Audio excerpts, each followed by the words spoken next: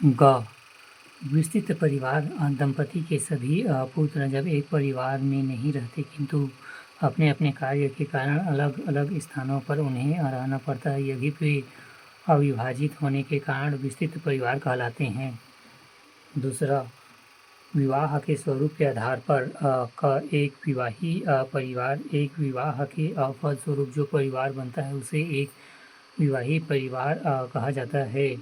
ख बहुविवाही परिवार एक ही समूह में एक स्त्री का एक से अधिक पुरुषों के साथ विवाह का, एक पुरुष का एक से अधिक स्त्री के साथ विवाह बहु विवाह परिवार कहलाता है। इसके निम्न प्रकार हैं। पहला, बहुपत्नी विवाह परिवार, एक पुरुष का एक से अधिक स्त्री के साथ विवाह के परिणाम स्वरूप बना परिवार।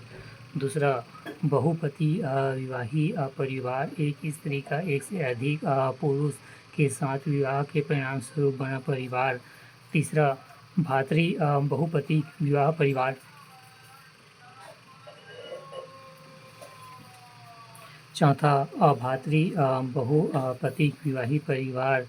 ग समान रुधिर विवाही परिवार, ममेरे फुफेरे भाई बहनों के विवाह के बना परिवार इसके अंतर्गत आता है। उदाहरण के लिए दूध लौटावा विवाह। तीसरा, पारिवारिक सत्ता के आधार पर क पितृसत्तात्मक परिवार, जब परिवार की सत्ता पिता पुरुष के आधार पर सुनिश्चित होती है तब इसे पितृसत्तात्मक परिवार कहते हैं। ऐसे परिवारों में विवाह के पश्चात वधू अपने पति के घर में रहती है, इसे पितृस्थानीय परिवार भी कहा जाता है। ख मातृसत्तात्मक परिवार, जब परिवार की सत्ता माता पिता स्त्री के आधार पर सुनिश्चित होती है तब इसे मातृसत्तात्मक परिवार कहते हैं। ऐसे परिवारों में विवाह के पश्चात वर अपनी पत्नी के परिवार के साथ निवास करने लगता है, इसे मातृस्थानीय परिवार भी कहा जाता है। चौथा, वंश के आधार पर पितृवंशीय परिवार, जब बच्चों का वंश नाम पिता के नाम के आधार पर सुनिश्चित होता है तब ऐसे परिवारों को पितृवंशीय परिवार कहा जाता है। ख मातृवंशीय परिवार, जब बच्चों का वंश नाम माता के नाम के आधार पर सुनिश्चित होती है तब ऐसे परिवारों को मातृवंशीय परिवार कहा जाता है। जनजातीय परिवार के प्रकार।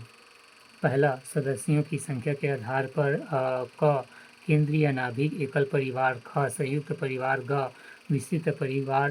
दूसरा, विवाह के स्वरूप के आधार पर क एक विवाही। ख बहुविवाही। ग समान रुधिर विवाही।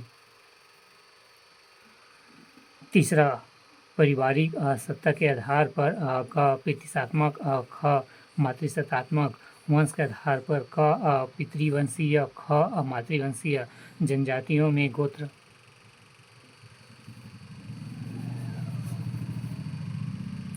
परिभाषा।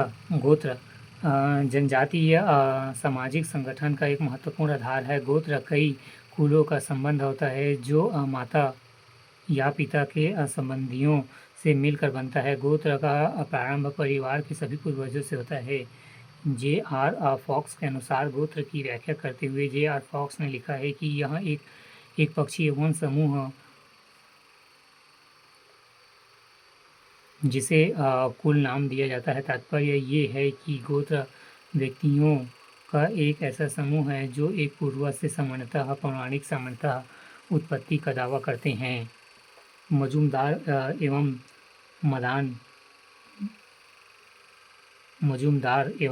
मदान के अनुसार कुल या गोत्र अधिकांश रूप से वंशों का एक ऐसा समूह है जो अपनी उत्पत्ति एक परिकल्पनिक पूर्वजों से मानते हैं जो मानव के असमान पशु पौधों या निर्जीव वस्तुओं तक हो सकता है।